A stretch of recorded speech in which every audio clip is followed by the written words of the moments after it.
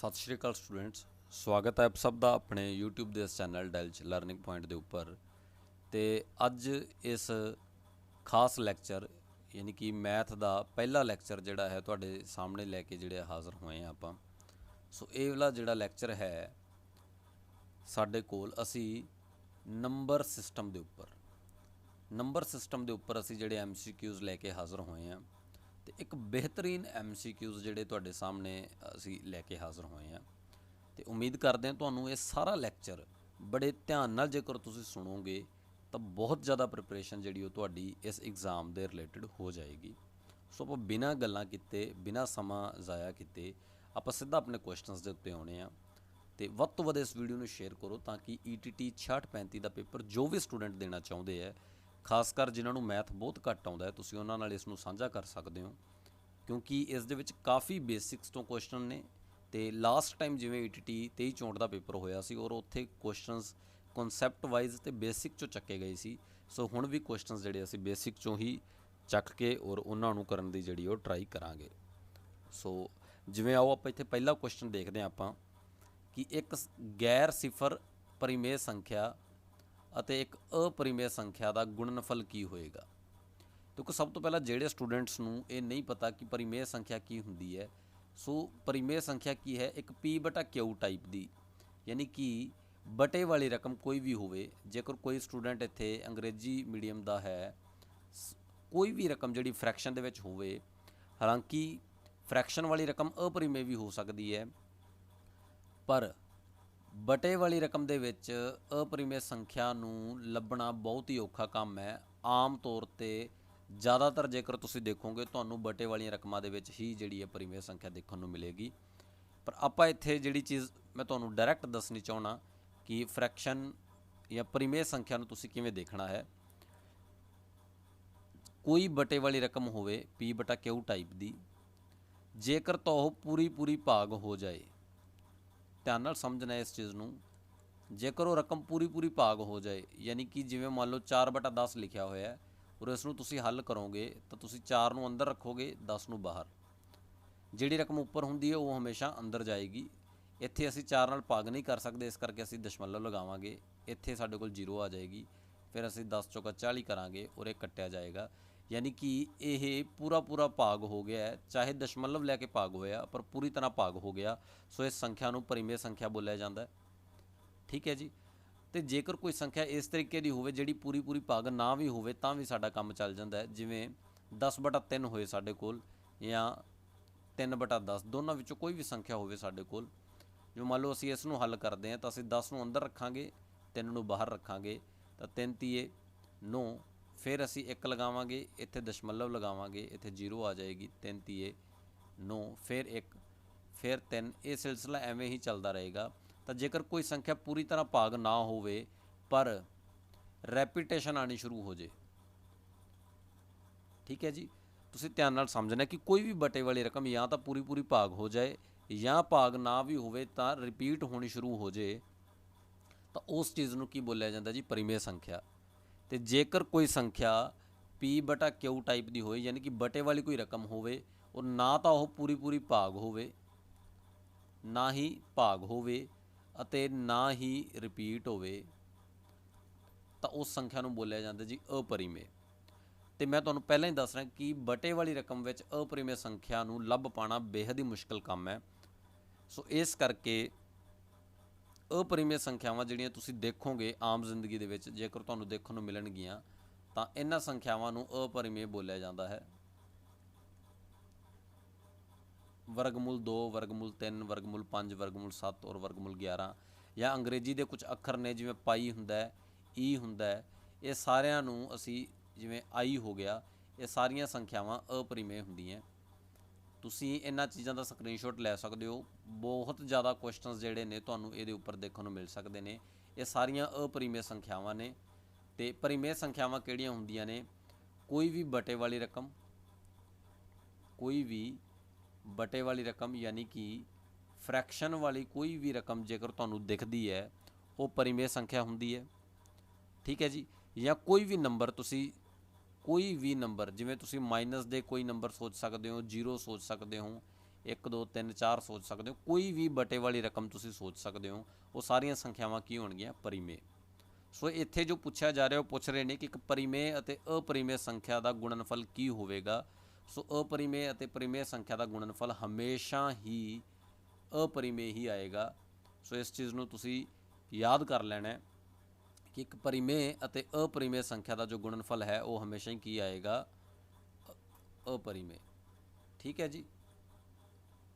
ਹੁਣ ਇੱਥੇ ਅਸੀਂ ਕੁਝ ਹੋਰ ਚੀਜ਼ਾਂ ਵੀ ਸਿੱਖਣੀਆਂ ਨੇ। ਹੋਰ ਚੀਜ਼ਾਂ ਅਸੀਂ ਕੀ ਸਿੱਖਾਂਗੇ, ਜੇਕਰ ਮੰਨ ਲਓ ਤੁਹਾਨੂੰ ਕਿਹਾ ਜਾਏ ਕਿ ਇੱਕ परिमेय ਅਤੇ अपरिमेय, ਇੱਕ परिमेय ਅਤੇ अपरिमेय ਸੰਖਿਆ ਦਾ ਜੋੜਫਲ ਪੁੱਛ ਲਿਆ ਜਾਏ, ਤੁਹਾਨੂੰ ਕੀ ਪੁੱਛ ਲਿਆ ਜਾਏ, ਸਮ। ਠੀਕ ਹੈ ਜੀ। मतलब कादा सम तुहानू पुछ लिया जाए, एक रैशनल एंड इरैशनल नंबर का जेकर सम पुछ लिया जाए की होएगा।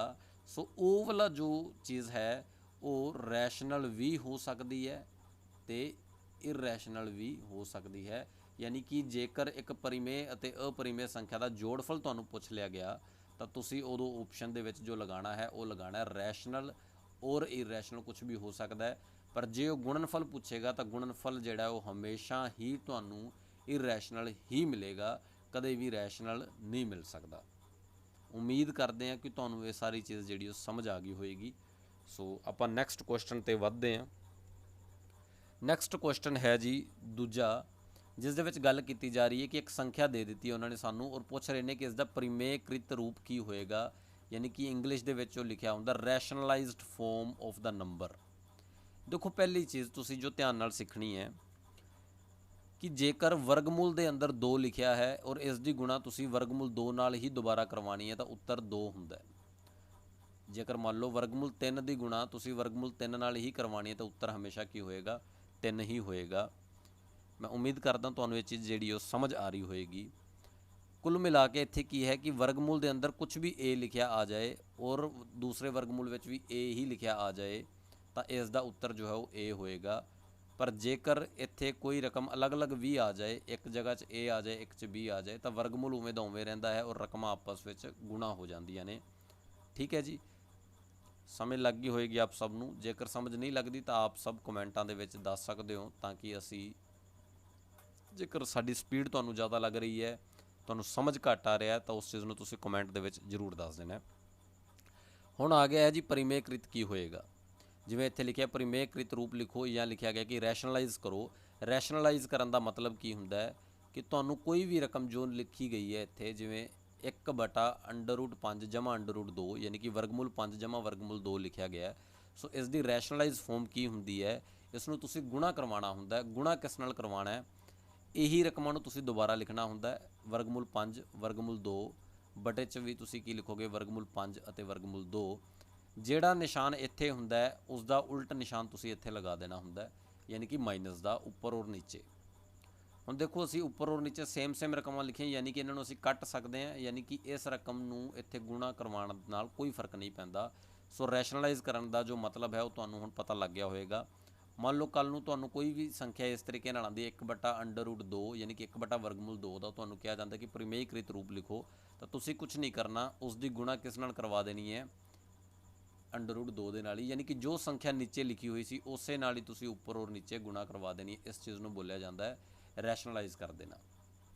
ठीक है जी। हुण इत्थे असीं एक चीज़ जिहड़ा साडा कोल फार्मूला हुंदा है छोटियां जमातां दे विच कि a - b ਅਤੇ a + b ਦਾ फार्मूला जो दस्सिया जाता है वो हुंदा जी a ਦੀ ਘਾਤ 2 - b ਦੀ ਘਾਤ 2। इस नूं तुसीं ध्यान नाल समझना है कि छोटियां जमातां दे विच असीं फार्मूला पढ़दे हां कि जेकर 2 सेम संख्यावां होण, यानी कि अगर इत्थे भी ए ही पिया होवे और इत्थे भी ए ही पिया होवे, उनका मतलब है कि जिवें मान लो इत्थे 2 - 3 है और इत्थे 2 + 3 है, तो कहण दा मतलब है कि इत्थे जो संख्या पहले नंबर ते है और इत्थे है वो दोनों सेम होनी चाहिए। जो इत्थे दूजे नंबर ते है और जो इत्थे दूजे नंबर ते है वो भी सेम होनी चाहिए है। जेकर एवें है तो उसका जो फार्मूला है वो की बन जाएगा a ਦੀ ਘਾਤ 2 - b ਦੀ ਘਾਤ 2। तो इत्थे तुहानूं दस देना चाहुंदे घात 2 होण दा मतलब ये हुंदा है भी उस संख्या नूं ही उहदे नाल दोबारा गुणा करवा लेना। जिवें 3 ਦੀ ਘਾਤ 2 ਦਾ ਮਤਲਬ ਹੋਏਗਾ ਕਿ 3 ਦੀ ਗੁਣਾ 2 ਵਾਰ ਕਰਵਾਉਣੀ ਹੈ, ਯਾਨੀ ਕਿ ਉੱਤਰ ਹੋ ਜਾਏਗਾ 9। ਜੇਕਰ ਕਿਤੇ ਤੁਹਾਨੂੰ ਕੁਐਸਚਨ ਵਿੱਚ ਲਿਖਿਆ ਮਿਲ ਜਾਏ 4 ਦੀ ਘਾਤ 2, ਤਾਂ ਇਸ ਦਾ ਮਤਲਬ ਹੈ 4 ਦੀ 2 ਵਾਰ ਗੁਣਾ, ਯਾਨੀ ਕਿ 4 ਦੀ 4 ਨਾਲ ਹੀ ਗੁਣਾ ਕਰਵਾਉਣੀ ਹੈ, ਤਾਂ ਉੱਤਰ ਆ ਜਾਏਗਾ 16। ਹੁਣ ਅਸੀਂ ਆਉਂਦੇ ਹਾਂ ਇੱਥੇ ਸਾਡੇ ਕੁਐਸਚਨ ਦੇ ਉੱਪਰ। ਕੁਐਸਚਨ ਵਿੱਚ ਉਸਨੇ ਸਾਨੂੰ ਕਿਹਾ ਸੀ ਕਿ ਇਸ ਦਾ ਪਰਿਮੇਯੀਕ੍ਰਿਤ ਰੂਪ ਲਿਖੋ, ਯਾਨੀ ਕਿ ਅਸੀਂ ਕੀ ਕੀਤਾ, ਇਸ ਸੰਖਿਆ ਨੂੰ ਉੱਪਰ ਔਰ ਨੀਚੇ ਗੁਣਾ ਕਰਵਾਇਆ, ਤੇ ਜੋ ਵੀ ਨਿਸ਼ਾਨ ਵਿਚਾਲੇ ਹੁੰਦਾ ਉਸ ਦੀ ਜਗ੍ਹਾ ਅਸੀਂ ਨਿਸ਼ਾਨ ਉਲਟਾ ਕਰ ਦਿੰਦੇ ਹਾਂ। ਯਾਨੀ ਕਿ ਹੁਣ ਉੱਪਰ ਕੀ ਬਚਿਆ ਸਾਡੇ ਕੋਲ, ਉੱਪਰ ਸਾਡੇ ਕੋਲ 1 ਬਚਿਆ ਹੈ ਵਰਗਮੂਲ 5 ਮਾਈਨਸ ਵਰਗਮੂਲ 2, ਔਰ ਇੱਥੇ ਬਚਿਆ ਹੈ 1, ਯਾਨੀ ਕਿ ਇਹਨਾਂ ਦੋਨਾਂ ਦੀ ਜਦੋਂ ਗੁਣਾ ਹੋਏਗੀ ਤਾਂ ਵਾਪਸ ਉਹੀ ਰਕਮ ਦੁਬਾਰਾ ਆ ਜਾਏਗੀ, ਵਰਗਮੂਲ 5 ਮਾਈਨਸ ਵਰਗਮੂਲ 2। ਪਰ ਜਦੋਂ ਅਸੀਂ ਨਿਚਲੀਆਂ ਰਕਮਾਂ ਦੇਖਦੇ ਹਾਂ, ਨਿਚਲੀਆਂ ਰਕਮਾਂ ਦੇ ਵਿੱਚ ਕੀ ਹੋਏਗਾ ਕਿ ਵਰਗਮੂਲ 5 ਜਮਾ ਵਰਗਮੂਲ 2, ਤੇ ਨੀਚੇ ਹੈ ਵਰਗਮੂਲ 5 ਮਾਈਨਸ ਵਰਗਮੂਲ 2, ਯਾਨੀ ਕਿ ਇਸ ਦਾ ਪਹਿਲਾ ਅੱਖਰ ਤੇ ਇਸ ਦਾ ਪਹਿਲਾ ਅੱਖਰ ਬਰਾਬਰ ਹੈ, ਇਸ ਦਾ ਦੂਜਾ ਅੱਖਰ ਅਤੇ ਦੂਜਾ ਅੱਖਰ ਬਰਾਬਰ ਹੈ, ਨਿਸ਼ਾਨ ਇੱਕ ਵਾਰ ਪਲੱਸ ਦਾ ਹੈ, ਇੱਕ ਵਾਰ ਮਾਈਨਸ ਦਾ ਹੈ, ਯਾਨੀ ਕਿ ਅਸੀਂ ਇੱਥੇ ਸਾਡਾ ਆਹ ਵਾਲਾ ਫਾਰਮੂਲਾ ਜਿਹੜਾ ਹੈ ਉਹ ਲਗਾ ਸਕਦੇ ਹਾਂ। ਤੇ ਇਹ ਫਾਰਮੂਲਾ ਸਾਨੂੰ ਕੀ ਕਹਿੰਦਾ ਹੈ, ਜਿਹੜੀ ਪਹਿਲੀ ਸੰਖਿਆ ਹੈ ਉਸ ਦੀ ਘਾਤ ਵੀ 2 ਕਰ ਦਿਓ, ਅਤੇ ਜੋ ਦੂਜੀ ਸੰਖਿਆ ਹੈ ਉਸ ਦੀ ਘਾਤ ਵੀ 2 ਕਰ ਦਿਓ, ਯਾਨੀ ਕਿ ਇੱਥੇ ਕੀ ਹੋਏਗਾ, ਵਰਗਮੂਲ 5 ਦੀ ਘਾਤ ਵੀ 2 ਹੋ ਜਾਏਗੀ, ਤੇ ਮਾਈਨਸ ਵਰਗਮੂਲ 2 ਦੀ ਘਾਤ ਵੀ 2 ਹੋ ਜਾਏਗੀ। ਔਰ ਇਸ ਨੂੰ ਜਦੋਂ ਅਸੀਂ ਹੱਲ ਕਰਾਂਗੇ ਤਾਂ ਹੱਲ ਕਰਕੇ ਕੀ ਆ ਜਾਏਗਾ ਸਾਡੇ ਕੋਲ, ਹੱਲ ਕਰਕੇ ਇੱਥੇ ਸਾਡੇ ਕੋਲ ਕੀ ਆ ਜਾਏਗਾ, ਇੱਥੇ ਅਸੀਂ ਲਿਖਾਂਗੇ ਵਰਗਮੂਲ 5 ਮਾਈਨਸ ਵਰਗਮੂਲ 2 ਬਟਾ, ਹੁਣ ਇਹ ਵਰਗਮੂਲ 5 ਦੀ ਘਾਤ 2 ਦਾ ਮਤਲਬ ਕੀ ਨਿਕਲਦਾ ਸੀ ਕਿ ਵਰਗਮੂਲ 5 ਦੀ ਵਰਗਮੂਲ 5 ਨਾਲ ਹੀ ਗੁਣਾ ਹੋਏਗੀ। ਔਰ ਇਸ ਚੀਜ਼ ਨੂੰ ਮੈਂ ਤੁਹਾਨੂੰ ਪਹਿਲਾਂ ਹੀ ਦੱਸ ਚੁੱਕਿਆ ਹਾਂ ਇੱਥੇ ਕਿ 2 ਵਰਗਮੂਲ ਜਦੋਂ ਇੱਕੋ ਤਰ੍ਹਾਂ ਦੇ ਹੁੰਦੇ ਨੇ ਤਾਂ ਉਹਨਾਂ ਦੀ ਗੁਣਾ ਕਰਕੇ ਕੀ ਉੱਤਰ ਆਉਂਦਾ ਹੈ, ਜੋ ਵਰਗਮੂਲ ਦੇ ਵਿੱਚ ਹੈ ਉਹੀ ਉਸ ਦਾ ਉੱਤਰ ਆਉਂਦਾ ਹੈ।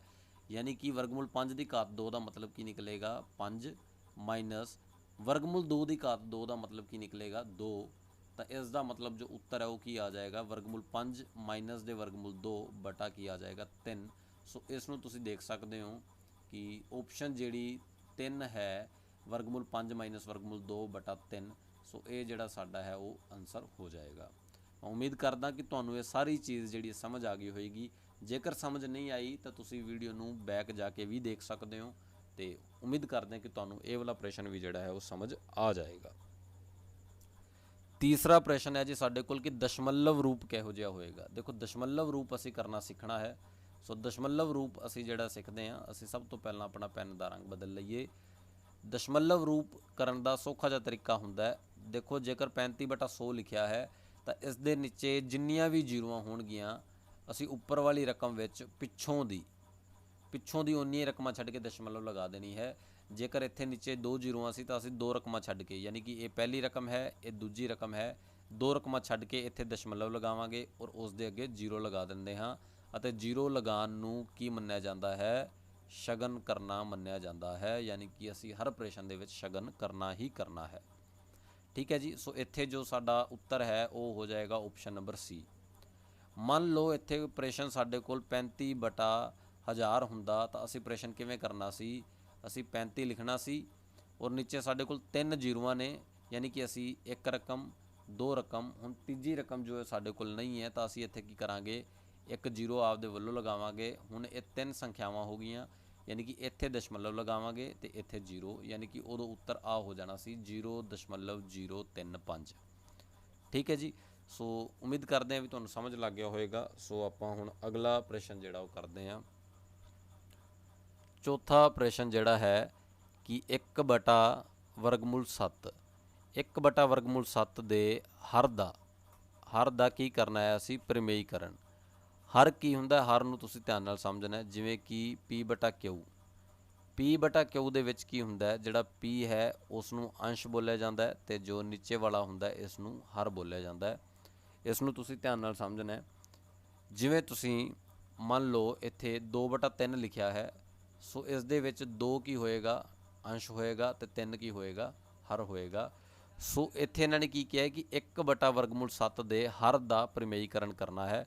ਪਰਿਮੇਯੀਕਰਨ ਕਰਨ ਦਾ ਮਤਲਬ, ਰੈਸ਼ਨਲਾਈਜ਼ ਕਰਨ ਦਾ ਮਤਲਬ ਤੁਹਾਨੂੰ ਮੈਂ ਪਹਿਲਾਂ ਹੀ ਦੱਸ ਚੁੱਕਿਆ ਕਿ 1/7 ਦਾ ਪਰਿਮੇਯੀਕਰਨ ਕਰਨ ਦਾ ਮਤਲਬ ਹੈ ਕਿ ਇਸ ਨੂੰ ਗੁਣਾ ਕਰਵਾਉਣਾ ਹੈ ਕਿਸ ਦੇ ਨਾਲ, ਵਰਗਮੂਲ 7 ਦੇ ਨਾਲ, ਅਤੇ ਭਾਗ ਵੀ ਕਿਸ ਨਾਲ ਕਰਵਾਉਣਾ ਹੈ, ਵਰਗਮੂਲ 7 ਦੇ ਨਾਲ।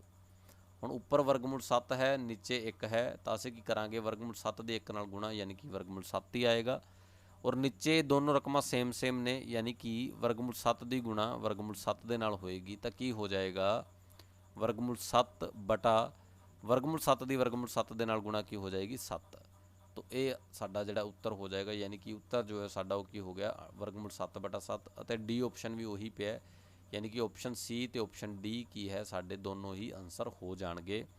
जेकर तुहानू ये सारा कुछ समझ आया है तो चैनल नू सबसक्राइब जरूर करो, वीडियो नू शेयर जरूर करो तो वध तो वध लाइक जरूर करो। नैक्सट प्रश्न असीं देखते हैं कि 64 की घात 1/2। ये प्रश्न जिहड़ा है गलत लिखा हुआ है, गलत छपाई हुई है। ये प्रश्न जो है इस तरीके का है 64 की घात 1/2।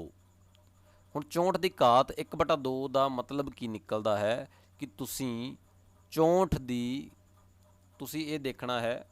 मैं इत्थे तुहानूं एक चीज़ बड़े ध्यान नाल दस दिना। जिवें मान लो इत्थे तुहाडे कोल लिखिया आ जाए 4 और उधर लिखिया आ जाए 4 की घात 1/2। इसका मतलब तुसीं ये सोचना है कि 4 किस दी घात 2 बन सकता सी। सो जो 4 है वो 2 की घात 2 हुंदा है और उसकी घात असीं 1/2 लिखी हुई है। ठीक है जी, 4 किस दी घात 2 लिखा जा सकता सी, 2 की घात 2, और उसने उपर जो घात दी हुई है वो है 1/2। तो जदों भी मान लो कोई भी 2 की पावर एक m है और उसके उपर n आ जाता है तो इसका उत्तर मन्निया जाता है 2 की घात m तो n की गुणा करवा दो। हुण जेकर इत्थे साडे कोल 2 की घात 2 और उसकी घात 1/2 है तो इत्थे असीं की करांगे 2 उपर नीचे लिख लवांगे, 2 गुणा 1/2 करवा लवांगे। हुण उत्तर की बनेगा, साडे कोल नीचे 2 है, 2 नाल 2 कट्टिया जाएगा तो इत्थे क्या आ जाएगा 1, यानी कि 2 की घात 1 का मतलब है 2 उत्तर हो जाएगा। ठीक है जी। हुण जो प्रश्न साडे कोल इत्थे है, इस प्रश्न दे विच सानू की दिता गया है,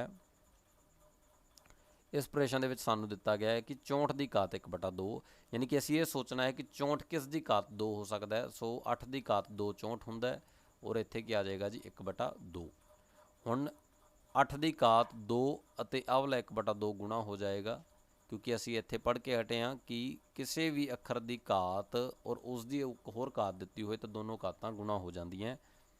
सो इत्थे की हो जाएगा 2 नाल 2 कट्टिया जाएगा, की आ जाएगा जी 8 की घात 1 तो उत्तर की हो जाएगा 8। सो इत्थे साडे कोल उत्तर जो है वो ऑप्शन नंबर ए जिहड़ी है हो जाएगी। ठीक है जी।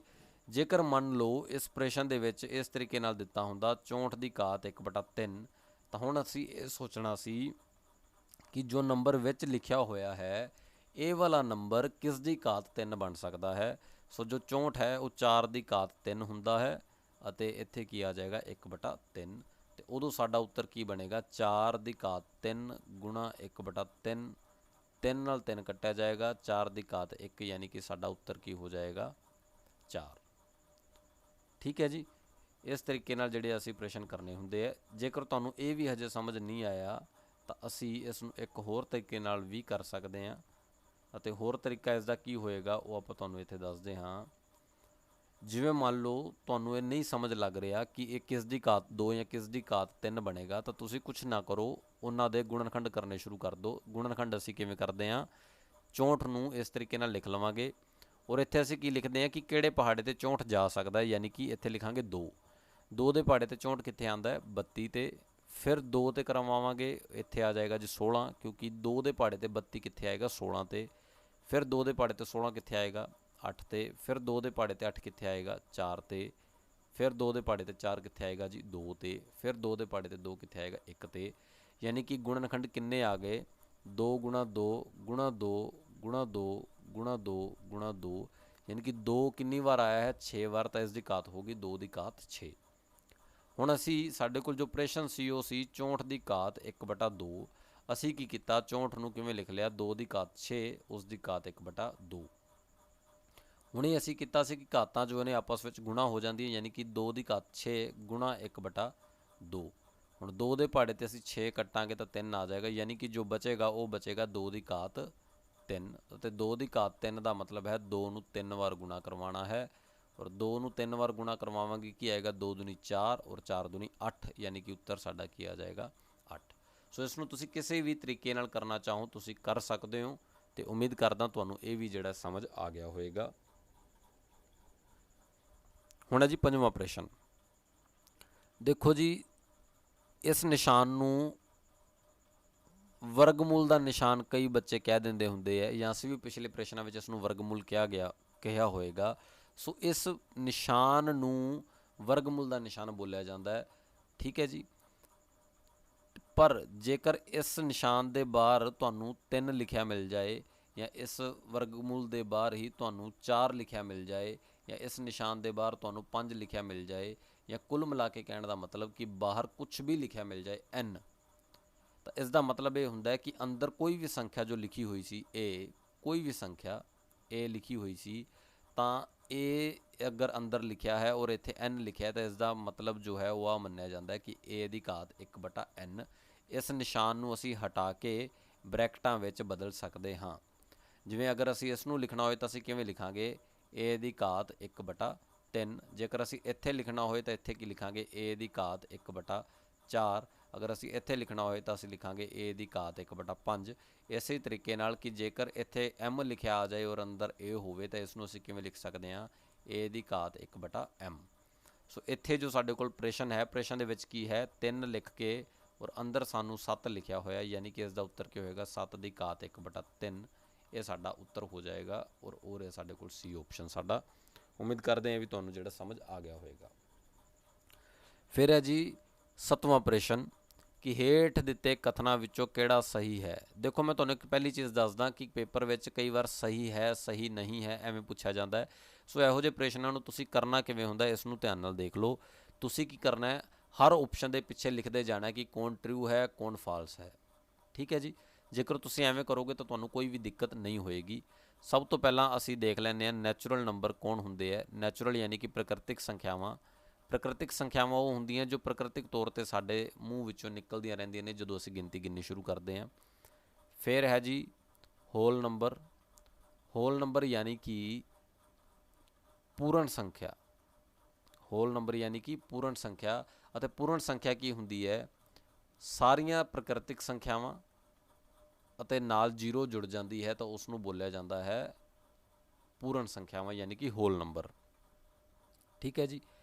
ਫਿਰ ਆਉਂਦੇ ਨੇ ਇੰਟੀਜ਼ਰ।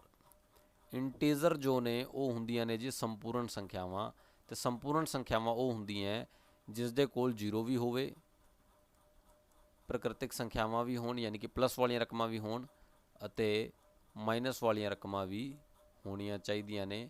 ਤਾਂ ਇਹ ਸਾਰੀਆਂ ਮਾਈਨਸ ਵਾਲੀਆਂ, 0 ਅਤੇ ਪਲੱਸ ਵਾਲੀਆਂ, ਇਹ ਸਾਰੀਆਂ ਨੂੰ ਬੋਲਿਆ ਜਾਂਦਾ ਜੀ ਇੰਟੀਜ਼ਰ। ਫਿਰ ਉਸ ਤੋਂ ਬਾਅਦ ਅਸੀਂ ਜੇਕਰ ਗੱਲ ਕਰੀਏ ਰੈਸ਼ਨਲ ਨੰਬਰ ਦੀ, ਯਾਨੀ ਕਿ ਪਰਿਮੇਯ ਸੰਖਿਆਵਾਂ। ਪਰਿਮੇਯ ਸੰਖਿਆਵਾਂ ਕਿਹੜੀਆਂ ਹੁੰਦੀਆਂ ਨੇ, P/Q ਟਾਈਪ ਦੀਆਂ, ਯਾਨੀ ਕਿ ਬਟੇ ਵਾਲੀਆਂ ਰਕਮਾਂ, ਜਾਂ ਅਸੀਂ ਅੰਗਰੇਜ਼ੀ ਦੇ ਵਿੱਚ ਬੋਲੀਏ ਤਾਂ ਫਰੈਕਸ਼ਨ ਵਾਲੀਆਂ ਸਾਰੀਆਂ ਰਕਮਾਂ ਕੀ ਹੁੰਦੀਆਂ ਨੇ, ਰੈਸ਼ਨਲ ਨੰਬਰ। ਹੁਣ ਉਹ ਪ੍ਰਸ਼ਨ ਤੁਹਾਨੂੰ ਪੁੱਛਣਾ ਚਾਹ ਰਿਹਾ, ਯਾਨੀ ਕਿ ਜਿਵੇਂ ਪਹਿਲਾ ਆਪਸ਼ਨ ਤੁਸੀਂ ਦੇਖੋਗੇ, ਪਹਿਲੇ ਆਪਸ਼ਨ 'ਚ ਕੀ ਕਹਿ ਰਿਹਾ ਹੈ, ਹਰੇਕ ਪੂਰਨ ਸੰਖਿਆ ਇੱਕ ਪ੍ਰਕਿਰਤਿਕ ਸੰਖਿਆ ਹੁੰਦੀ ਹੈ। ਤਾਂ ਤੁਸੀਂ ਦੇਖੋਗੇ ਆ ਰਹੀ ਪੂਰਨ ਸੰਖਿਆ ਔਰ ਆ ਰਿਹਾ ਪ੍ਰਕਿਰਤਿਕ ਸੰਖਿਆ। ਕੀ ਹਰੇਕ ਪੂਰਨ ਸੰਖਿਆ ਪ੍ਰਕਿਰਤਿਕ ਸੰਖਿਆ ਹੈ? ਨਹੀਂ, ਕਿਉਂਕਿ 0 ਜੋ ਹੈ ਉਹ ਇਸ ਦੇ ਕੋਲ ਨਹੀਂ ਹੈ ਪਰ ਇਸ ਦੇ ਕੋਲ ਹੈ। ਸੋ ਇਹਦਾ ਮਤਲਬ ਪਹਿਲਾ ਆਪਸ਼ਨ ਜਿਹੜਾ ਹੈ ਉਹ ਕੀ ਹੈ ਜੀ, ਫਾਲਸ ਹੈ, ਗਲਤ ਹੈ। ਫਿਰ ਹੈ ਜੀ ਦੂਸਰਾ ਜਿਹੜਾ ਆਪਸ਼ਨ ਹੈ ਕਿ every integer is whole number, ਕਿ ਹਰੇਕ ਸੰਪੂਰਨ ਸੰਖਿਆ ਪੂਰਨ ਸੰਖਿਆ ਹੋਏਗੀ। ਨਹੀਂ, ਪੂਰਨ ਸੰਖਿਆਵਾਂ ਆ ਵੀ ਨੇ ਅਤੇ ਆ ਵੀ ਨੇ, ਯਾਨੀ ਕਿ -2 ਨੂੰ ਜੇਕਰ ਤੁਸੀਂ ਦੇਖੋਗੇ ਉਹ ਸੰਪੂਰਨ ਤਾਂ ਹੈ ਪਰ ਪੂਰਨ ਨਹੀਂ ਹੈ। ਇਸ ਦਾ ਮਤਲਬ ਇਹ ਵੀ ਜਿਹੜੀ ਆਪਸ਼ਨ ਤੁਹਾਡੀ ਹੈ ਉਹ ਗਲਤ ਹੋ ਜਾਏਗੀ। ਫਿਰ ਹੈ ਜੀ ਤੀਜਾ ਕੁਐਸਚਨ ਕਿ every rational number is an integer, ਹਰੇਕ ਪਰਿਮੇਯ ਸੰਖਿਆ ਇੱਕ ਸੰਪੂਰਨ ਸੰਖਿਆ ਹੁੰਦੀ ਹੈ। ਨਹੀਂ, ਤੁਸੀਂ 2/3 ਲਿਖੋ, ਇਹ ਪਰਿਮੇਯ ਤਾਂ ਹੈ ਪਰ ਇਹ ਇੰਟੀਜ਼ਰ ਨਹੀਂ ਹੈ। ਇਹਦਾ ਮਤਲਬ ਇਹ ਵੀ ਕੀ ਹੈ, ਫਾਲਸ ਹੈ। ਬਚੀ ਚੌਥੀ ਕਿ ਹਰੇਕ ਇੰਟੀਜ਼ਰ ਇੱਕ ਰੈਸ਼ਨਲ ਨੰਬਰ ਹੈ। ਯਾਨੀ ਕਿ ਦੇਖੋ, ਜਿਵੇਂ ਅਸੀਂ ਇੱਥੇ ਮਾਈਨਸ ਦੇ ਵਿੱਚ ਸਾਰੀਆਂ ਰਕਮਾਂ ਲਿਖ ਲਈਏ ਔਰ ਪਲੱਸ ਵਾਲੀਆਂ ਲਿਖ ਲਈਏ, ਅਤੇ ਬਟੇ ਵਾਲੀਆਂ ਰਕਮਾਂ ਇਹਨਾਂ ਦੇ ਵਿੱਚ ਮਿਲਦੀਆਂ ਹੈ। ਯਾਨੀ ਕਿ ਇਹ ਸੰਖਿਆਵਾਂ ਤਾਂ ਪਰਿਮੇਯ ਹੋਣਗੀਆਂ ਹੀ ਹੋਣਗੀਆਂ, ਬਟੇ ਵਾਲੀਆਂ ਅਲੱਗ ਤੋਂ ਹੁੰਦੀਆਂ ਨੇ। ਯਾਨੀ ਕਿ ਹਰ ਇੱਕ ਇੰਟੀਜ਼ਰ ਸੰਖਿਆ ਰੈਸ਼ਨਲ ਨੰਬਰ ਹੋਏਗੀ ਹੀ ਹੋਏਗੀ। ਇਸ ਦਾ ਮਤਲਬ ਇਹ ਵਾਲੀ ਆਪਸ਼ਨ ਜਿਹੜੀ ਹੈ ਟਰੂ ਹੈ, ਅਤੇ ਸਾਡਾ ਡੀ ਆਪਸ਼ਨ ਹੀ ਜਿਹੜਾ ਹੈ ਉਹ ਆਨਸਰ ਹੋ ਜਾਏਗਾ। ਉਮੀਦ ਕਰਦੇ ਹਾਂ ਤੁਹਾਨੂੰ 7ਵਾਂ ਪ੍ਰਸ਼ਨ ਵੀ ਜਿਹੜਾ ਸਮਝ ਆਇਆ ਹੋਏਗਾ। ਫਿਰ ਹੈ ਜੀ 8ਵਾਂ ਪ੍ਰਸ਼ਨ ਕਿ ਇਸ ਦਾ ਪਰਿਮੇਯੀਕਰਨ ਕਰਨ ਲਈ ਅਸੀਂ ਇਸ ਨੂੰ ਗੁਣਾ ਕਿਸ ਦੇ ਨਾਲ ਕਰਾਂਗੇ। ਦੇਖੋ ਮੈਂ ਤੁਹਾਨੂੰ ਪਹਿਲਾਂ ਹੀ ਦੱਸ ਚੁੱਕਿਆ ਕਿ ਅਗਰ ਇਸ ਤਰੀਕੇ ਦੀ ਕੋਈ ਵੀ ਸੰਖਿਆ ਹੈ, ਇਸ ਦਾ ਪਰਿਮੇਯੀਕਰਨ ਕਰਨਾ ਹੈ ਤਾਂ ਗੁਣਾ ਦਾ ਨਿਸ਼ਾਨ ਪਾਓ। ਅਤੇ ਉਹ ਤਾਂ ਇੱਥੇ ਪੁੱਛ ਹੀ ਰਹੇ ਕਿ ਕਿਸ ਨੂੰ ਗੁਣਾ ਕਰਾਂਗੇ, ਤਾਂ ਅਸੀਂ ਗੁਣਾ ਦਾ ਨਿਸ਼ਾਨ ਲਗਾਤਾ। ਔਰ ਕਿਸ ਨਾਲ ਗੁਣਾ ਕਰਦੇ ਹਾਂ, a ਲਿਖਾਂਗੇ, ਇੱਥੇ ਦੂਜੀ ਸੰਖਿਆ ਲਿਖਾਂਗੇ, ਇੱਥੇ ਵੀ a ਲਿਖਾਂਗੇ ਔਰ ਦੂਜੀ ਸੰਖਿਆ ਲਿਖਾਂਗੇ, ਬਟੇ ਦਾ ਨਿਸ਼ਾਨ ਲਗਾਵਾਂਗੇ। ਜੋ ਨਿਸ਼ਾਨ ਇੱਥੇ ਹੈ ਉਸ ਦਾ ਉਲਟਾ ਨਿਸ਼ਾਨ ਇੱਥੇ ਲਗਾ ਦੇਵਾਂਗੇ, ਯਾਨੀ ਕਿ ਇਹ ਆ ਰਿਹਾ ਹੈ a ਮਾਈਨਸ ਵਰਗਮੂਲ 2 ਬਟਾ a ਮਾਈਨਸ ਵਰਗਮੂਲ 2, ਯਾਨੀ ਕਿ ਆ ਰਿਹਾ ਆਪਸ਼ਨ ਔਰ ਇੱਕ ਆਪਸ਼ਨ ਆ ਵੀ ਰਿਹਾ ਸਾਡੇ ਕੋਲ, ਯਾਨੀ ਕਿ C ਅਤੇ D ਆਪਸ਼ਨ ਦੋਨੋਂ ਹੀ ਜਿਹੜੇ ਨੇ ਉਹ ਆਨਸਰ ਹੋ ਜਾਣਗੇ। ਹਾਲਾਂਕਿ ਦੋਨੋਂ ਨਹੀਂ ਹੋਣਗੇ, ਇੱਕ ਵਿੱਚ ਇਹਨਾਂ ਨੇ ਪਲੱਸ ਜਾਂ ਮਾਈਨਸ ਦੀ ਕੁਛ ਗੜਬੜ ਕੀਤੀ ਹੋਈ ਹੈ, ਉਹ ਛਪਾਈ ਗਲਤ ਹੈ, ਪਰ ਜੋ ਸਾਨੂੰ ਫਿਲਹਾਲ ਦਿਖ ਰਿਹਾ ਇਸ ਦੇ ਅਨੁਸਾਰ C ਅਤੇ D ਦੋਨੋਂ ਆਪਸ਼ਨ ਹੀ ਜਿਹੜੇ ਆ ਉੱਤਰ ਹੋ ਜਾਣਗੇ।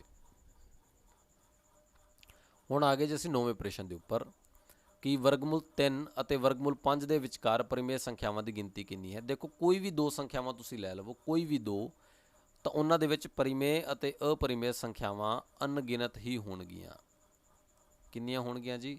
ਅਣਗਿਣਤ ਹੀ ਹੋਣਗੀਆਂ। ਸੋ ਕੋਈ ਵੀ ਦੋ ਨੰਬਰ, ਦੁਨੀਆ ਦੇ ਕੋਈ ਵੀ ਦੋ ਨੰਬਰ ਤੁਸੀਂ ਚੱਕ ਲਓ, ਉਹਨਾਂ ਦੇ ਵਿੱਚ ਪਰਿਮੇਯ ਅਤੇ ਅਪਰਿਮੇਯ ਸੰਖਿਆਵਾਂ ਹਮੇਸ਼ਾ ਹੀ ਅਣਗਿਣਤ ਮਿਲਣਗੀਆਂ। ਇਸ ਦੇ ਉੱਪਰ ਜ਼ਿਆਦਾ ਮੱਥਾ ਨਹੀਂ ਮਾਰਨਾ। ਫਿਰ ਹੈ ਜੀ ਹੇਠ ਦਿੱਤਿਆਂ ਵਿੱਚੋਂ n ਦੀ ਕਿਸ ਕੀਮਤ ਲਈ ਵਰਗਮੂਲ n ਇੱਕ ਪਰਿਮੇਯ ਸੰਖਿਆ ਮਿਲੇਗੀ। ਦੇਖੋ ਮੈਂ ਤੁਹਾਨੂੰ ਪਹਿਲਾਂ ਹੀ ਦੱਸ ਚੁੱਕਿਆ ਕਿ ਵਰਗਮੂਲ 2, ਵਰਗਮੂਲ 3, ਵਰਗਮੂਲ 5 ਇਹ ਸਾਰੀਆਂ ਕੀ ਸੀ? ਅਪਰਿਮੇਯ ਸੰਖਿਆਵਾਂ ਸੀ। ਪਾਈ ਹੋ ਗਿਆ, ਈ ਹੋ ਗਿਆ, ਆਈ ਹੋ ਗਿਆ, ਇਹ ਸਾਰੀਆਂ ਅਪਰਿਮੇਯ ਹਨ। ਇੱਥੇ ਤੁਸੀਂ ਦੇਖੋਗੇ ਉਹ ਪੁੱਛ ਰਿਹਾ ਕਿ ਵਰਗਮੂਲ ਦੇ ਅੰਦਰ ਕਿਸ ਨੂੰ ਰੱਖਿਆ ਜਾਏ ਕਿ ਉਹ ਪਰਿਮੇਯ ਹੋ ਜਾਏ। ਦੇਖੋ ਜੇਕਰ ਤੁਸੀਂ ਵਰਗਮੂਲ ਦੇ ਵਿੱਚ 2 ਨੂੰ ਰੱਖੋਗੇ ਤਾਂ ਇਹ ਵੀ ਅਪਰਿਮੇਯ ਹੋਏਗਾ। ਵਰਗਮੂਲ ਦੇ ਵਿੱਚ 3 ਰੱਖੋਗੇ ਉਹ ਵੀ ਅਪਰਿਮੇਯ ਹੋਏਗਾ। ਵਰਗਮੂਲ ਦੇ ਵਿੱਚ 5 ਰੱਖੋਗੇ ਉਹ ਵੀ ਅਪਰਿਮੇਯ ਹੋਏਗਾ।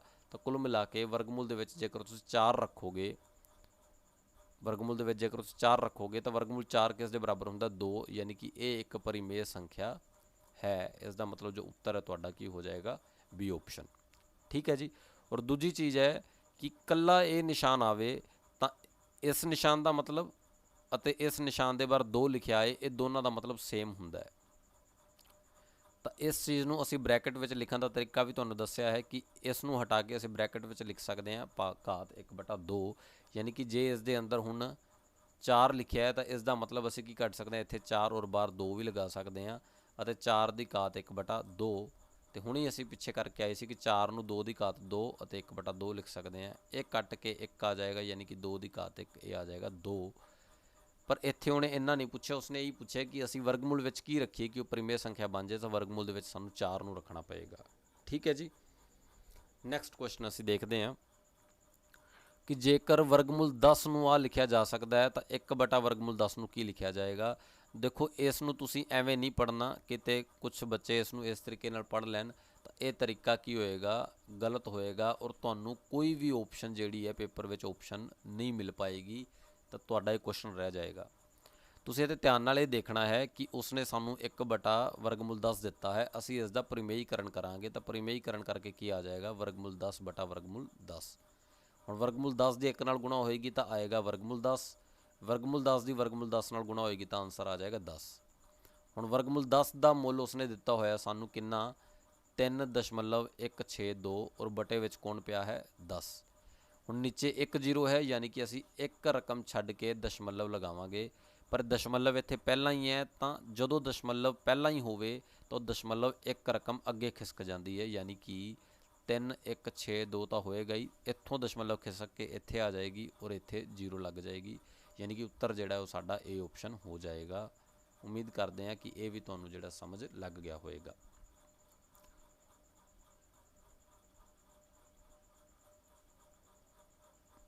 ਆਓ ਜੀ ਨੈਕਸਟ ਕੁਐਸਚਨ ਦੇਖਦੇ ਹਾਂ। ਨੈਕਸਟ ਕੁਐਸਚਨ ਦੇ ਵਿੱਚ ਕੀ ਹੈ ਕਿ ਕੋਈ ਵੀ ਪਰਿਮੇਯ ਸੰਖਿਆ ਹੋਵੇ।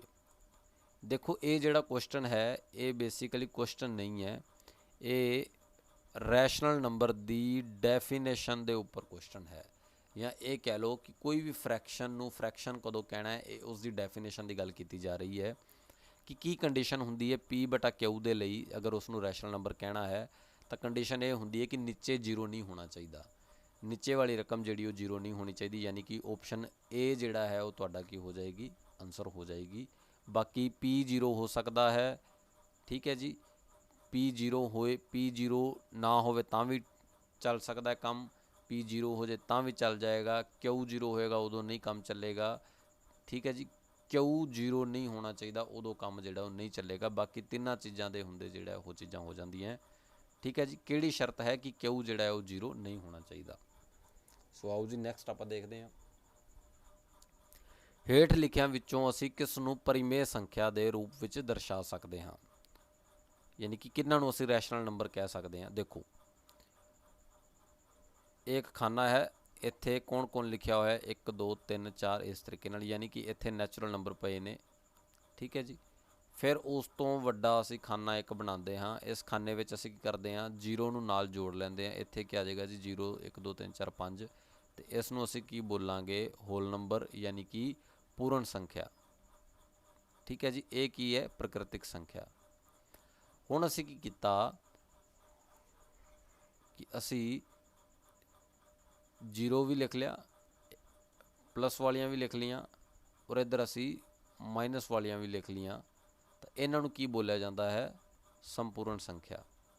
ਠੀਕ ਹੈ ਜੀ। ਅਤੇ ਪਰਿਮੇਯ ਜਿਹੜੀਆਂ ਹੈ ਉਹ ਕੀ ਹੁੰਦੀਆਂ ਨੇ, ਇਹ ਤਾਂ ਸਾਰੀਆਂ ਰਕਮਾਂ ਹੋਣਗੀਆਂ ਹੀ ਹੋਣਗੀਆਂ, ਅਤੇ ਬਟੇ ਵਾਲੀਆਂ ਰਕਮਾਂ ਵੀ ਨਾਲ ਆ ਜਾਣਗੀਆਂ, ਅਤੇ ਮਾਈਨਸ ਵਾਲੀਆਂ ਵੀ, 0 ਵੀ, ਅਤੇ ਦੂਸਰੀਆਂ ਵੀ। ਇਹ ਸਾਰੀਆਂ ਕਿਸ ਦੇ ਕੋਲ ਆ ਜਾਣਗੀਆਂ, ਪਰਿਮੇਯ ਕੋਲ। ਹੁਣ ਤੁਸੀਂ ਆਪਸ਼ਨ ਦੇਖ ਲਓ, ਕਹਿੰਦੇ ਕਿ ਕਿਸ ਨੂੰ ਅਸੀਂ ਪਰਿਮੇਯ ਸੰਖਿਆ ਕਹਿ ਸਕਦੇ ਹਾਂ, ਤਾਂ ਸਾਰੀਆਂ ਹੀ ਸੰਖਿਆਵਾਂ ਨੂੰ ਅਸੀਂ ਪਰਿਮੇਯ ਬੋਲ ਸਕਦੇ ਹਾਂ। ਇਸ ਕਰਕੇ ਇਸ ਦਾ ਉੱਤਰ ਕੀ ਹੋ ਜਾਏਗਾ, ਸਾਰੀਆਂ। ਉਮੀਦ ਕਰਦੇ ਹਾਂ ਤੁਹਾਨੂੰ ਸਮਝ ਆ ਗਿਆ ਹੋਵੇਗਾ। ਇਸ ਡਾਇਗਰਾਮ ਨੂੰ ਬੜੇ ਧਿਆਨ ਨਾਲ ਸਮਝ ਲੈਣਾ ਹੈ। ਹਾਂਜੀ ਨੈਕਸਟ ਕੁਐਸਚਨ, ਇਹਨਾਂ ਵਿੱਚੋਂ ਕਿਹੜੀ ਇੱਕ ਅਪਰਿਮੇਯ ਸੰਖਿਆ ਹੈ। ਦੇਖੋ ਅਗਰ ਤੁਸੀਂ ਪਹਿਲਾਂ ਵੀਡੀਓ ਨੂੰ ਪ੍ਰੋਪਰ ਚੰਗੀ ਤਰ੍ਹਾਂ ਸੁਣਿਆ ਹੈ ਤਾਂ ਮੈਂ ਤੁਹਾਨੂੰ ਪਹਿਲਾਂ ਹੀ ਦੱਸ ਚੁੱਕਿਆ ਕਿ ਜੋ ਪਾਈ ਹੈ, ਈ ਹੈ ਜਾਂ ਆਈ ਹੈ, ਇਹ ਤਿੰਨੋਂ ਹੀ ਸੰਖਿਆਵਾਂ ਕੀ ਹੁੰਦੀਆਂ ਨੇ, ਅਪਰਿਮੇਯ ਹੁੰਦੀਆਂ ਨੇ। ਠੀਕ ਹੈ ਜੀ। ਅਤੇ ਪਾਈ ਨੂੰ 22/7 ਦੇ ਬਰਾਬਰ ਲਿਖਿਆ ਜਾਂਦਾ ਹੈ, ਪਰ ਪਾਈ ਕਦੇ ਵੀ 22/7 ਨਹੀਂ ਹੁੰਦਾ, ਕਿਉਂਕਿ 22/7 ਪਰਿਮੇਯ ਸੰਖਿਆ ਹੈ, ਪਰ ਪਾਈ ਇੱਕ ਅਪਰਿਮੇਯ ਸੰਖਿਆ ਹੈ। ਇਹ ਦੋਨੋਂ ਆਪਸ ਵਿੱਚ ਨਜ਼ਦੀਕ ਹਨ, ਇਸ ਕਰਕੇ ਇਹਨਾਂ ਨੂੰ ਬਰਾਬਰ ਕਿਹਾ ਜਾ ਸਕਦਾ ਹੈ, ਪਰ ਇਹ ਬਰਾਬਰ ਹੁੰਦੇ ਨਹੀਂ। ਸੇਮ ਈ ਦੀ ਵੈਲਿਊ 2.73 ਹੁੰਦੀ ਹੈ, ਪਰ 2.73 ਹੋਣਾ ਪਰਿਮੇਯ ਹੈ, ਈ ਜਿਹੜਾ ਹੈ ਅਪਰਿਮੇਯ ਸੰਖਿਆ ਹੈ, ਤਾਂ ਇਹ ਇਸ ਦੇ ਨੇੜੇ ਦੀ ਸੰਖਿਆ ਹੈ, ਪਰ ਈ ਦੀ ਵੈਲਿਊ ਇਹ ਨਹੀਂ ਹੁੰਦੀ। ਠੀਕ ਹੈ ਜੀ। ਆਈ ਦੀ ਵੈਲਿਊ ਕੀ ਹੁੰਦੀ ਹੈ, ਵਰਗਮੂਲ ਦੇ ਵਿੱਚ -1 ਲਿਖਿਆ ਜਾਂਦਾ, ਤਾਂ ਇਸ ਨੂੰ ਜੋ ਹੈ ਉਹ ਬੋਲਿਆ ਜਾਂਦਾ ਆਈ। ਸੋ ਇਹ ਵੀ ਤੁਹਾਨੂੰ ਪ੍ਰਸ਼ਨ ਪੁੱਛਿਆ ਜਾ ਸਕਦਾ ਕਿ ਇਹਨਾਂ ਦੇ ਨਜ਼ਦੀਕੀ ਰਕਮਾਂ ਕੌਣ ਨੇ, ਤਾਂ ਐਵੇਂ ਤੁਸੀਂ ਕਹਿਣਾ ਹੈ। ਪਰ ਅਪਰਿਮੇਯ ਹੁੰਦੀਆਂ ਨੇ ਕੌਣ, ਪਾਈ, ਈ ਅਤੇ ਆਈ, ਯਾਨੀ ਕਿ ਇਸ ਦਾ ਆਪਸ਼ਨ ਕੌਣ ਹੋ ਜਾਏਗਾ, ਡੀ। ਪਰ ਅਸੀਂ ਬਾਕੀ ਦੇ ਆਪਸ਼ਨ ਵੀ ਦੇਖਣੇ ਨੇ। ਤਾਂ 225 ਦੇ ਉੱਪਰ ਵਰਗਮੂਲ ਹੈ, ਤਾਂ 225 ਜਿਹੜਾ ਹੈ ਉਹ 15 ਦੀ ਘਾਤ 2 ਹੁੰਦਾ ਹੈ, ਅਤੇ ਉਸ ਦੇ ਉੱਪਰ ਵਰਗਮੂਲ ਲੱਗਿਆ ਹੋਇਆ ਹੈ। ਵਰਗਮੂਲ ਦਾ ਮਤਲਬ ਕੀ ਹੁੰਦਾ, ਇੱਥੇ 2 ਲੱਗਿਆ ਹੋਇਆ ਹੈ, ਯਾਨੀ ਕਿ 15 ਦੀ ਘਾਤ 2 ਔਰ ਉਸ ਦੇ ਉੱਪਰ ਘਾਤ 1/2 ਲੱਗ ਜਾਏਗੀ। 2 ਨਾਲ 2 ਕੱਟਿਆ ਜਾਏਗਾ, ਯਾਨੀ ਕਿ ਉੱਤਰ ਆ ਜਾਏਗਾ 15। ਸੋ 15 ਪਰਿਮੇਯ ਹੁੰਦਾ ਹੈ, ਇਸ ਕਰਕੇ ਇਹ ਆਪਸ਼ਨ ਵੀ ਗਲਤ ਹੈ। ਜਦੋਂ ਵੀ ਮੈਂ ਤੁਹਾਨੂੰ ਕਿਹਾ ਸੀ ਕਿ 2.125 ਦੇ ਉੱਪਰ ਬਾਰ ਲੱਗੇ ਹੋਣ ਦਾ ਮਤਲਬ ਹੈ 2.125 ਫਿਰ 125 ਫਿਰ 125, ਯਾਨੀ ਕਿ ਰਿਪੀਟ ਹੋਣਾ ਸ਼ੁਰੂ ਹੋ ਗਿਆ। ਤਾਂ ਜਦੋਂ ਵੀ ਰਿਪੀਟ ਹੋਣਾ ਸ਼ੁਰੂ ਹੋ ਜਾਏ ਉਹ ਵੀ ਪਰਿਮੇਯ ਹੁੰਦਾ, ਯਾਨੀ ਕਿ ਇਹ ਆਪਸ਼ਨ ਵੀ ਗਲਤ ਹੈ। ਅਤੇ ਇਹ ਪੂਰਾ ਭਾਗ ਹੋ ਰਿਹਾ ਹੈ, ਇਸ ਦਾ ਮਤਲਬ ਇਹ ਵੀ ਸਾਡਾ ਆਪਸ਼ਨ ਗਲਤ ਹੈ, ਕਿਉਂਕਿ ਉਸਨੇ ਅਪਰਿਮੇਯ ਪੁੱਛਿਆ ਹੈ, ਅਤੇ ਅਪਰਿਮੇਯ ਕੌਣ ਹੈ, ਪਾਈ। ਹਾਂਜੀ ਨੈਕਸਟ ਕੁਐਸਚਨ ਅਸੀਂ ਦੇਖਦੇ ਹਾਂ ਕਿ ਪਰਿਮੇਯ ਸੰਖਿਆ ਦਾ ਦਸ਼ਮਲਵ ਵਿਸਤਾਰ ਕਿਹੋ ਜਿਹਾ ਹੁੰਦਾ ਹੈ। ਧਿਆਨ ਨਾਲ ਸਮਝਣਾ ਹੈ ਕਿ ਪਰਿਮੇਯ ਸੰਖਿਆਵਾਂ ਦਾ ਦਸ਼ਮਲਵ ਵਿਸਤਾਰ ਕਿਹੋ ਜਿਹਾ ਹੁੰਦਾ ਹੈ। ਤਾਂ ਇੱਥੇ ਅਸੀਂ ਧਿਆਨ ਨਾਲ ਸਮਝਣਾ ਹੈ ਕਿ ਪਰਿਮੇਯ ਸੰਖਿਆ ਕਿਹੜੀਆਂ ਹੁੰਦੀਆਂ ਨੇ, P/Q। ਇੱਥੇ ਮੈਂ ਤੁਹਾਨੂੰ ਦੱਸਿਆ ਸੀ ਕਿ ਜੇਕਰ ਦਸ਼ਮਲਵ ਤੋਂ ਬਾਅਦ ਚਾਹੇ ਤਾਂ ਉਹ ਰੁਕ ਜਾਏ, ਯਾਨੀ ਕਿ ਪੂਰਾ ਭਾਗ ਹੋ ਜਾਏ, ਜਾਂ ਉਹ ਕੀ ਹੋਣਾ ਸ਼ੁਰੂ ਹੋ ਜਾਏ, ਰਿਪੀਟ ਹੋਣਾ ਸ਼ੁਰੂ ਹੋ ਜਾਏ, ਯਾਨੀ ਕਿ ਆਵਰਤੀ। ਰਿਪੀਟ ਹੋਣ ਨੂੰ ਕੀ ਬੋਲਿਆ ਜਾਂਦਾ ਹੈ ਜੀ, ਆਵਰਤੀ, ਜਾਂ ਇੰਗਲਿਸ਼ ਵਿੱਚ ਉਸ ਦੇ ਲਈ ਜੋ ਵਰਡ ਹੈ ਉਹ ਹੁੰਦਾ ਰੈਕਰਿੰਗ। ਠੀਕ ਹੈ ਜੀ। ਆ ਰਿਹਾ ਵਰਡ ਲਿਖਿਆ ਹੋਇਆ ਰੈਕਰਿੰਗ, ਇੱਥੇ ਕੀ ਲਿਖਿਆ ਹੋਇਆ, ਨੋਨ ਰੈਕਰਿੰਗ, ਯਾਨੀ ਕਿ ਰਿਪੀਟ ਨਾ ਹੋਵੇ। ਠੀਕ ਹੈ ਜੀ। ਟਰਮੀਨੇਟ ਦਾ ਮਤਲਬ ਹੁੰਦਾ ਖਤਮ ਹੋ ਜਾਣਾ, ਯਾਨੀ ਕਿ ਸ਼ਾਂਤ ਹੋ ਜਾਣਾ। ਜਿਵੇਂ 0.4 ਆ ਗਿਆ ਤਾਂ ਇਹ ਟਰਮੀਨੇਟ ਹੋ ਗਿਆ, ਖਤਮ ਹੋ ਗਿਆ। ਨੋਨ ਟਰਮੀਨੇਟ ਮਤਲਬ ਖਤਮ ਨਹੀਂ ਹੋ ਰਿਹਾ। ਸੋ ਪਰਿਮੇਯ ਸੰਖਿਆ ਕੀ ਹੋ ਸਕਦੀ ਹੈ, ਪਰਿਮੇਯ ਸੰਖਿਆ ਕੀ ਹੋ ਸਕਦੀ ਹੈ, ਜਾਂ ਤਾਂ ਟਰਮੀਨੇਟ ਹੋ ਜਾਏਗੀ, ਮਤਲਬ ਜਾਂ ਤਾਂ ਖਤਮ ਹੋ ਜਾਏਗੀ, ਐਂਡ ਨੋਨ ਟਰਮੀਨੇਟਿੰਗ, ਕਿ ਖਤਮ ਨਹੀਂ ਹੋਏਗੀ ਪਰ ਰੈਕਰ, ਯਾਨੀ ਕਿ ਰਿਪੀਟ ਹੋਣੀ ਸ਼ੁਰੂ ਹੋ ਜਾਏਗੀ। ਯਾਨੀ ਕਿ ਆਪਸ਼ਨ ਡੀ ਜਿਹੜੀ ਉਹ ਸਾਡਾ ਉੱਤਰ ਹੋਏਗੀ ਕਿ ਪਰਿਮੇਯ ਸੰਖਿਆ ਦਾ ਦਸ਼ਮਲਵ ਵਿਸਤਾਰ ਕਿਹੋ ਜਿਹਾ ਹੁੰਦਾ ਹੈ, ਸ਼ਾਂਤ ਹੋ ਸਕਦਾ ਹੈ ਅਤੇ ਅਸ਼ਾਂਤ ਹੋ ਸਕਦਾ ਹੈ, ਅਤੇ ਨਾਲ ਆਵਰਤੀ, ਯਾਨੀ ਕਿ ਰਿਪੀਟ ਹੋਣਾ ਸ਼ੁਰੂ ਹੋ ਸਕਦਾ ਹੈ। ਉਮੀਦ ਕਰਦੇ ਇਹ ਵੀ ਪਰਿਭਾਸ਼ਾ ਤੁਹਾਨੂੰ ਸਮਝ ਲੱਗ ਗਈ ਹੋਏਗੀ। ਫਿਰ ਹੈ ਜੀ 16ਵਾਂ ਪ੍ਰਸ਼ਨ ਕਿ 0.235 ਦਾ P ਬਟਾ Q 'ਚ ਕਿਵੇਂ ਲਿਖਿਆ ਜਾ ਸਕਦਾ ਹੈ। ਦੇਖੋ 0.235 ਹੈ, ਇਸ ਨੂੰ P ਬਟਾ Q ਵਿੱਚ ਲਿਖਣਾ ਹੈ ਔਰ ਇਸ ਦੇ ਉੱਪਰ ਬਾਰ ਲੱਗਿਆ ਹੋਇਆ ਹੈ। ਅਗਰ ਬਾਰ ਹੈ ਤਾਂ ਇਸ ਨੂੰ ਅਸੀਂ ਕਿਵੇਂ ਲਿਖਾਂਗੇ, ਇਸ ਨੂੰ ਮੰਨ ਲਓ ਅਸੀਂ x ਮੰਨ ਲੈਂਦੇ ਹਾਂ। ਮੰਨ ਲਓ ਇਹ ਸੰਖਿਆ x ਹੈ ਔਰ x ਉਹਨਾਂ ਨੇ ਕੀ ਦਿੱਤਾ 0.235 ਦੇ ਉੱਪਰ ਬਾਰ। ਹੁਣ ਜੇਕਰ ਦੇਖੋ ਅਸੀਂ x ਨੂੰ ਇਸ ਨੂੰ ਖੋਲ੍ਹ ਕੇ ਲਿਖਾਂਗੇ ਤਾਂ ਕਿਵੇਂ ਲਿਖਾਂਗੇ 235 235 235 235, ਇਹ ਐਵੇਂ ਹੀ ਚੱਲਦਾ ਰਹੇਗਾ। ਠੀਕ ਹੈ ਜੀ। ਹੁਣ ਜੇਕਰ ਅਸੀਂ x ਬਰਾਬਰ ਇੱਥੋਂ ਦੀ ਅਸੀਂ ਇਸ ਦਸ਼ਮਲਵ ਨੂੰ ਖਿਸਕਾ ਕੇ ਇੱਥੇ ਲੈ ਜਾਂਦੇ ਹਾਂ ਇਸ ਜਗ੍ਹਾ 'ਤੇ, ਤਾਂ ਕੀ ਹੋਏਗਾ 0.235 ਤਾਂ ਇੱਥੇ ਆ ਹੀ ਜਾਏਗਾ। ਨਹੀਂ, ਇਹ ਵਾਲੀ ਚੀਜ਼ ਇੱਥੇ ਗਲਤ ਹੋ ਜਾਏਗੀ। ਮੈਂ ਇੱਥੇ ਤੁਹਾਨੂੰ ਦੁਬਾਰਾ ਸਮਝਾਉਣਾ ਹਾਂ। ਅਸੀਂ ਇਸ ਨੂੰ ਮਿਟਾ ਲਈਏ ਪਹਿਲਾਂ।